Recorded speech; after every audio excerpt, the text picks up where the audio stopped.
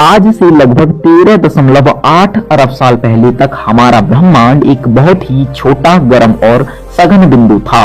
इसी समय यह बिंदु अचानक से एक विशाल विस्फोट के साथ फट गया, जिसे आज बिग बैंग कहा जाता है। इस विस्फोट से ही टाइम और स्पेस की रचना हुई, यानी बिग बैंग से पहले ना ही समय था और ना ही स्पेस। इस विस्फोट से निकली एनर्जी जब लाखों करोड़ों साल बाद ठंडी हुई तो सबसे पहले हाइड्रोजन और हीलियम जैसी हल्के तत्व बने।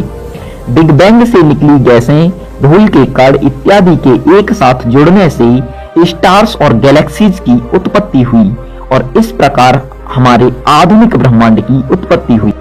और इन तारों के भीतर ही न्यूक्लियर एक्टिविटीज के चलते ऑक्सीजन, कार्बन और आयरन जैसे भारी तत्वों की उत्पत्ति हुई। एटमॉस्फेयर में हाइड्रोजन तो पहले से ही उपस्थित थी, लेकिन अब ऑक्सीजन के आने से इनके बीच केमिकल रिएक्शन स्टार्ट हो गई और H2O यानी पानी के कणों की उत्पत्ति होना स्टार्ट हो गई।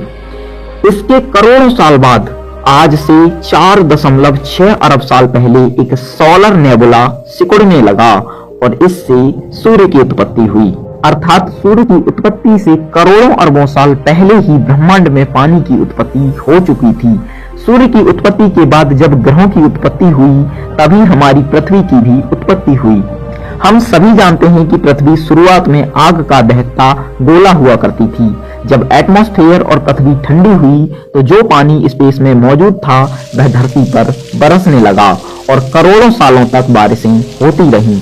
इससे ही हमारे महासागरों की उत्पत्ति हुई। अर्थात हमारी पृथ्वी पर जो पानी मौजूद है वो सूर्य की उत्पत्ति से अरबों साल पहले ब्रह्मांड में तैयार हो चुका था।